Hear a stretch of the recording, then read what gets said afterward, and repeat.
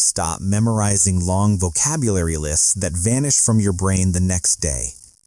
Imagine if your English teacher was your favorite actor and your classroom was your living room sofa. We all love watching movies, but simply staring at a screen for 2 hours isn't studying. It's just entertainment. There is a massive difference between watching a film and actually using it to master a language. Most people get this wrong.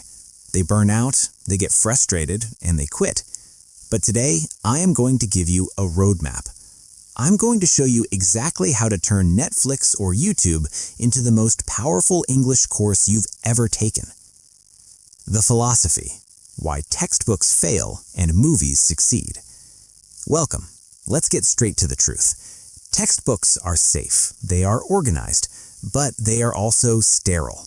They teach you grammar rules, but they rarely teach you how to feel the language.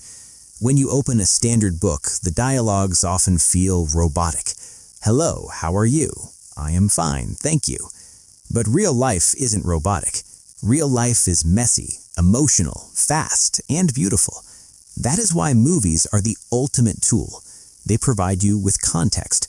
When you watch a character on screen, you aren't just hearing words, you are seeing facial expressions, body language, and immediate reactions. You see how people argue, how they flirt, how they apologize, and how they joke. There is a scientific reason why this works better. Your brain is wired to remember emotions. Think about it. You probably remember a specific line from a movie you saw 10 years ago, but you can't remember the vocabulary list you studied last week. Why? Because the movie made you laugh or cry or feel an adrenaline rush. When emotion is involved, memory sticks. We are going to use that psychological trick to hack your English learning. We are going to move from studying to living the language. Beyond just memory, movies teach you the music of English. Textbooks don't teach rhythm. In films, you hear how native speakers actually connect words. You hear the schwa sounds, the contractions, and the slang that never makes it into formal education. You learn that language isn't just about grammar, it is about culture. You see how a student talks to a professor versus how they talk to their best friend. You understand the social cues of the US or the UK. This cultural immersion is what bridges the gap between sounding like a student and sounding like a fluent speaker. The biggest mistake: content selection. Before we get into the specific techniques, we have to talk about the biggest trap. I see this all the time. Students get excited and decide to watch a complex political thriller or a movie with heavy, ancient dialects. You might have looked up best movies for learning English on Google and picked the first one on the list, like The Godfather or Sherlock Holmes. While those are masterpieces, they are terrible for beginners. The dialogue is too fast, the accents are too thick, or the vocabulary is too specific. If you do this, you will get tired in 10 minutes, you will feel stupid, and you will stop. We need to avoid burnout. The secret is to choose something simple. Animation is incredible for this. Characters in Pixar or Disney movies are designed to speak clearly and expressively. Family sitcoms are also gold mines because they deal with everyday situations: dinner, dating, work, school. Here's a pro tip. Pick a movie you have already seen in your native language. If you already know the plot of Harry Potter or Friends, your brain stops panicking about what is happening and starts focusing on how are they saying it.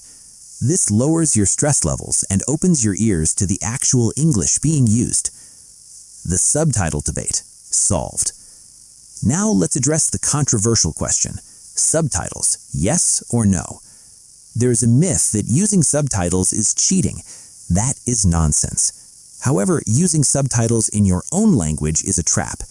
If you watch an American movie with subtitles in your own language, your brain will take the easy path. You'll read your language and tune out the English audio completely.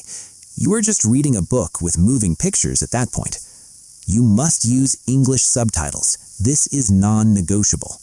When you have English audio and English text together, you create a multi-sensory link. You hear the sound and you see the spelling simultaneously. This helps you parse where one word ends and the next one begins. It connects pronunciation to spelling. At the beginning, keep the English subtitles on for the whole show. It's okay. It's not cheating, it's scaffolding. As you get better, you can start turning them off for short periods, but never feel guilty about using them to understand the plot. The goal is comprehension, not suffering. Now, I want to teach you a specific study method. You shouldn't try to study an entire 2-hour movie in one sitting. That's impossible. Instead, I want you to use the scene repetition method. Select one specific scene. Maybe it's just 2 minutes long. Day 1, watch the scene normally. Just enjoy it. Get the context. Day 2, watch it again with English subtitles. Look up any words you don't know. Understand exactly what is being said. Day 3, watch it without subtitles. Trust your ears. This repetition is powerful. By the 3rd day, the English will sound familiar. You will anticipate the words. This builds incredible listening confidence. You are training your ear to process natural speed English without panic. Now that we have the philosophy and the core technique, let's break this down into 5 actionable tips you can start today. Tip number 1. Watch for the story first. When you start a new episode or movie, do not pause every 5 seconds to look up a word. That kills the fun. If you kill the fun, you kill the habit. Your first viewing should be about the flow. Relax your brain. If you understand 60 or 70% of the story, that is a win. Let the visual context fill in the blanks. When you aren't stressed, your brain absorbs more. Tip number 2, the active audit. After you've enjoyed the story, go back. This is where the work happens. Watch a specific section again, but this time, turn on your detective mode. Listen to the intonation.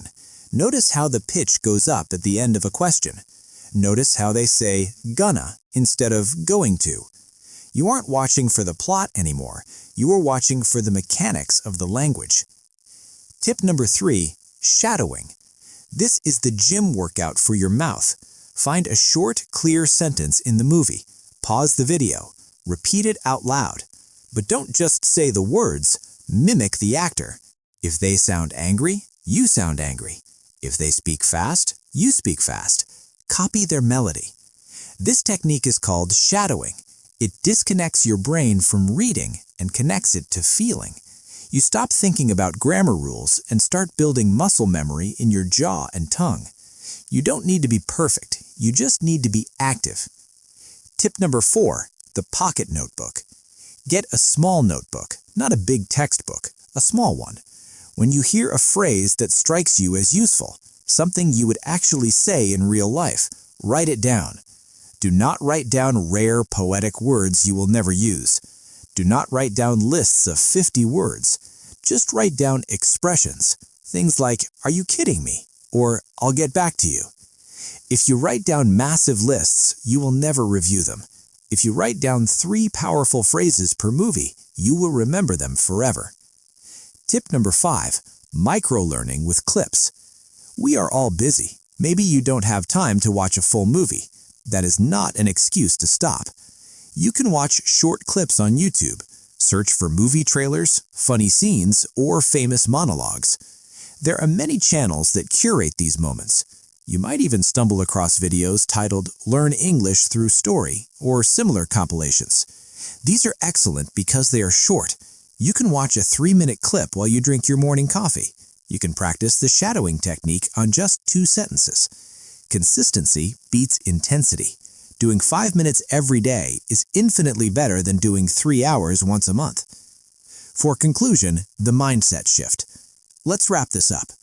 The most common reason people fail at learning English isn't lack of intelligence, it's anxiety.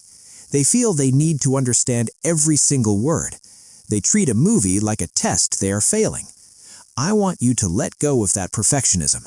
Even I sometimes miss a word in a movie if the sound mixing is bad or the actor mumbles. It doesn't matter. Focus on the message, the emotion, and the flow. By using movies, you are bringing the English language into your world. You are making it a part of your leisure, your laughter, and your life. That is how you go from a student to a speaker. I hope you found these tips helpful and that you are ready to press play on your next study session. If you enjoyed this unique approach to learning, please hit that like button. It really helps the video reach more learners like you. And don't forget to subscribe to English Glow for more strategies to light up your language journey. Until next time, keep watching, keep listening, and keep glowing.